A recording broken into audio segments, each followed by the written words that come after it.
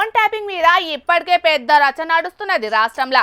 మాజీ మంత్రులు హరీష్ రావు, కేటీఆర్, మాజీ ఎంపీ సంతోష్ కుమార్, ఆఖరుకు మాజీ సీఎం కేసీఆర్ సార్ను కూడా విచారణ చేసిండ్రు ఈ కేసు గురించి.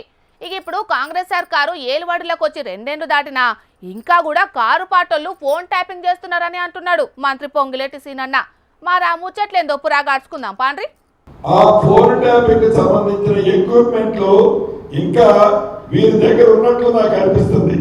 ఏదైతే నేను కాన్ఫరెన్స్ లో నేను తీసుకున్న కాల్ని నేను ఏం మాట్లాడాను అని మీరు అడుగుతున్నారో, వీరి దగ్గర ఫోన్ ట్యాపింగ్ చేసి ఉండకపోతే ఇప్పుడు కూడా చేస్తున్నారు. దీన్ని బట్టి ప్రభుత్వం సీరియస్ గా తీసుకుంటుంది. ఈ ఫోన్ ట్యాపింగ్ ఎక్విప్మెంట్ ఇంకా ఉన్నది అని నిర్ధారణ అవుతుంది. తప్పకుండా ఈ ఫోన్ ట్యాపింగ్ సంబంధించిన దాంట్లో వీరి పాత్ర ఏముందో కూడా ఈ ప్రభుత్వం ఓపెన్ చేస్తుంది.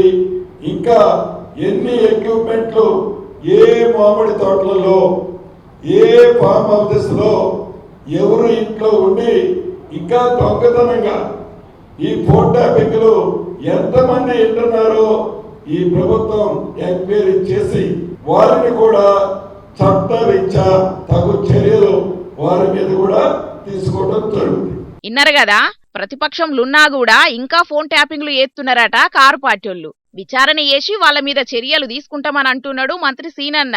ఇదివరకు ప్రభుత్వంలో ఉన్నప్పుడు ఫోన్ ట్యాపింగ్ చేసిండ్రు, ఇప్పటికి సుతం ఇంకా మా ఫోన్లు ట్యాపింగ్ చేస్తున్నారు కాబట్టి మేం ఏం మాట్లాడినాం అనే దాని మీద చర్చ చేస్తున్నారని అంటున్నాడు. అయినా ఫోన్లు ట్యాపింగ్ చేసే అధికారం పోలీసోళ్లకు మాత్రమే ఉంటది. అది కూడా సెంటర్ హోం శాఖ నుంచి పర్మిషన్ తీసుకొని ఎత్తారు. అసొంటిది ప్రతిపక్ష పార్టీలు ఫోన్లను ఎట్లా ట్యాపింగ్ చేస్తారు? ఒకవేళ చేసినా ఇన్నేళ్ల సంధి సర్కారు పెద్దలు విచారణ ఎందుకు ఎత్తలేరు? పోలీసోళ్లు వాళ్ళని ఎందుకు అరెస్టు ఎత్తలేరు?